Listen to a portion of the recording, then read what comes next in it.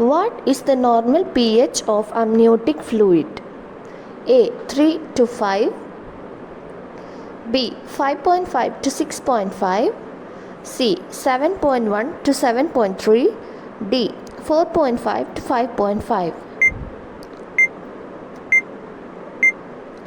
The answer is option C, 7.1 to 7.3. Amniotic fluid is a clear, slightly yellowish liquid that surrounds the unborn baby or fetus during pregnancy. Amniotic sac is a thin-walled sac that surrounds the fetus during pregnancy. The sac is filled with the liquid that is amniotic fluid and the membrane that covers the fetal side of the placenta known as amnion. This protects the fetus from injury. It also helps to regulate the temperature of the fetus. It cushions and protects the fetus during the development in the uterus. A fetus practices swallowing and breathing by drinking amniotic fluid. The normal amniotic fluid index is 5 to 25 cm. Less than 5 is considered oligohydramnious and greater than 25 is considered polyhydramnious. Amniotic fluid typically has a pH of 7.1 to 7.3. A patient is taking haloperidol and at home the patient is not able to sit quietly. During clinical visit, the patient has the urge to walk. The patient is suffering from which side effect of haloperidol? A. Akathisia, B. Tardive dyskinesia, C. Restlessness, D. Irritability.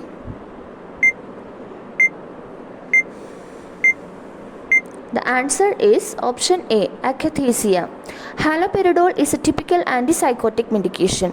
Haloperidol is used in the treatment of schizophrenia, tics in Tourette syndrome, mania in bipolar disorder, delirium, agitation, acute psychosis, and hallucination from alcohol withdrawal.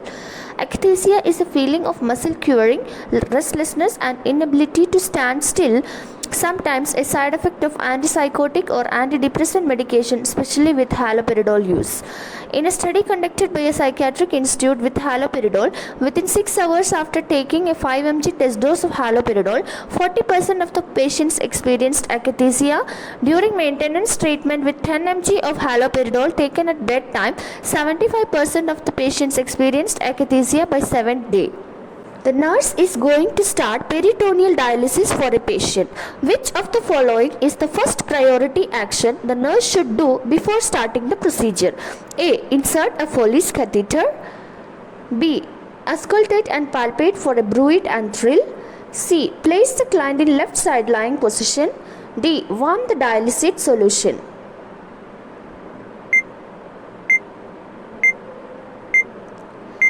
The answer is option D, warm the dialysate solution. Peritoneal dialysis is a treatment for kidney failure that uses the lining of the abdomen or belly to filter the blood inside the body. Waste and wastewater are removed from the blood inside the body by using peritoneal membrane as a natural semi-permeable membrane. Waste and excess water move from the blood across the peritoneal membrane into a special dialysis solution called dialysate in the abdominal cavity, which has a composition similar to the fluid portion of the blood.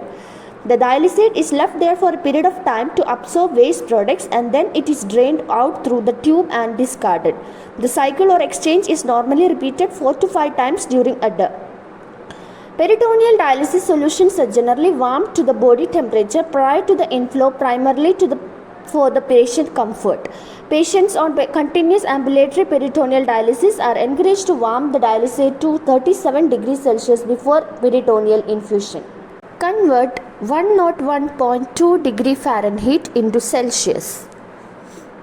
A. 38.8 degree Celsius, B. 38.4 degree Celsius, C. 37.4 degree Celsius, D. 37.6 degree Celsius.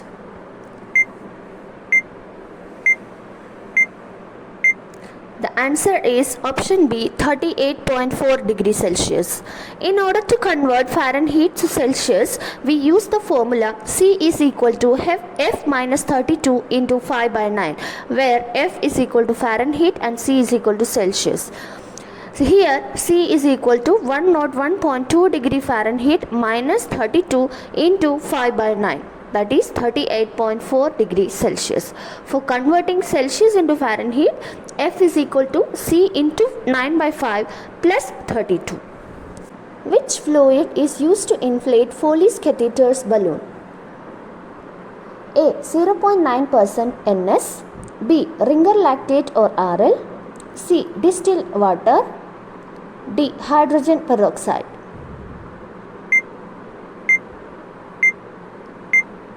The answer is option C, distilled water.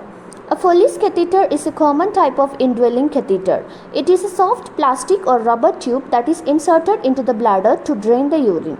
The most common reasons for using a Foley's catheter are to rest the bladder following an episode of urinary retention, to rest the bladder after surgery, most commonly bladder, bowel or urinary tract surgery.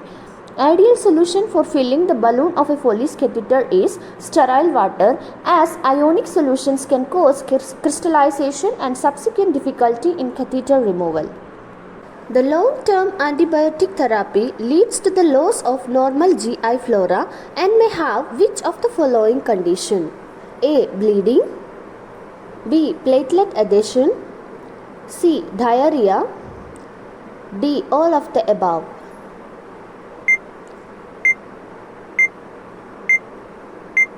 The answer is option C, diarrhea. Antibiotic-associated diarrhea refers to passing loose, watery stools 3 or more times a day after taking medications used to treat bacterial infections or antibiotics. Antibiotics can harm healthy gut bacteria because they do not discriminate between good and bad species. Small amount of Clostridium difficile can exist in humans without apparent harm, but when antibiotic treatment wipes out beneficial gut bacteria, Clostridium difficile can overgrow and lead to excessive diarrhea and colitis. A patient has chronic liver disease that leads to deranged coagulation status because of which vitamin deficiency? A. Vitamin D, B. Vitamin K, C. Vitamin E, D. Vitamin A.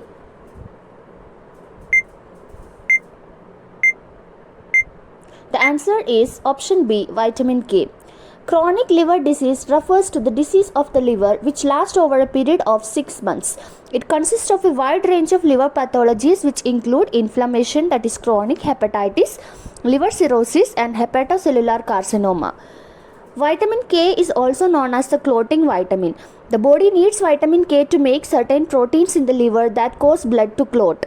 These proteins are called clotting factors.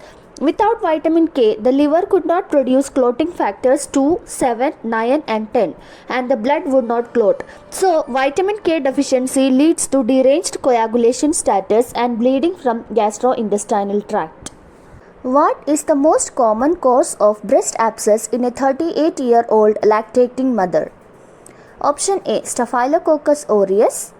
Option B, Streptococcus epidermis. Option C, E. coli. Option D, Streptococci. The answer is option A, Staphylococcus aureus. Lactational breast abscess is an accumulation of pus in an area of the breast and frequently develops as a result of inadequately treated infectious mastitis. Between 5% and 11% of lactating women with infectious mastitis will develop a breast abscess, which usually occurs at 3 to 8 weeks of postpartum period. The most common causative organisms of breast abscess are Staphylococcus aureus. Mastitis is an inflammation of the breast tissue that sometimes involves an infection. The woman may also have fever and chills, and the inflammation results in breast pain, swelling, warmth and redness. A patient's blood pressure is 160 by 80 mm of Hg. Then what is the pulse pressure of the patient? Option A, 60 mm of Hg. Option B, 100 mm of Hg. Option C, 80 mm of Hg. Option D, 40 mm of Hg.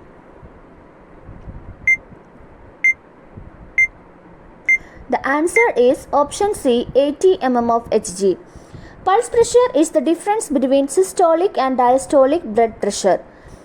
It is measured in millimeters of mercury. It represents the force that the heart generates each time it contracts. Healthy pulse pressure is around 40 mm of Hg. According to the question, the pulse pressure is 160, that is systolic blood pressure, minus 80, that is diastolic blood pressure, is equal to 80 mm of Hg. Which of the following anti-tubercular medication have the side effect of pinkish colored urine? Option A, rifampicin. Option B, pyrazinamide. Option C, isoniazid. Option D, ethambutol. The answer is option A, rifampicin. Anti-tubercular medications are a group of drugs that are used to treat tuberculosis. Tuberculosis is a disease caused by Mycobacterium tuberculosis, an acid-fast aerobic bacteria that can grow on gram stains as either gram-positive or gram-negative. Rifampicin is an antibiotic used to treat several types of mycobacterial infections, including Mycobacterium avium complex, leprosy, and in combination with other antibacterials to treat latent or active tuberculosis. Rifampicin will cause urine, saliva, sputum, sweat, teeth, and tears to turn a pinkish orange to reddish brown color. This is to be expected while using this medicine. This effect may also cause soft contact lenses to become permanently discolored. Episiotomy should be done when? Option A, prior to crowning. Option B, before the delivery of the baby. Option C, after full cervical dilatation. Option D, after engagement.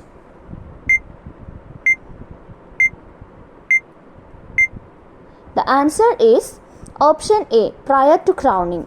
Episiotomy, also known as perineotomy, is a surgical incision of the perineum and the posterior vaginal wall, generally done by an obstetrician. This is usually performed during the second stage of labor to quickly enlarge the aperture, allowing the baby to pass through.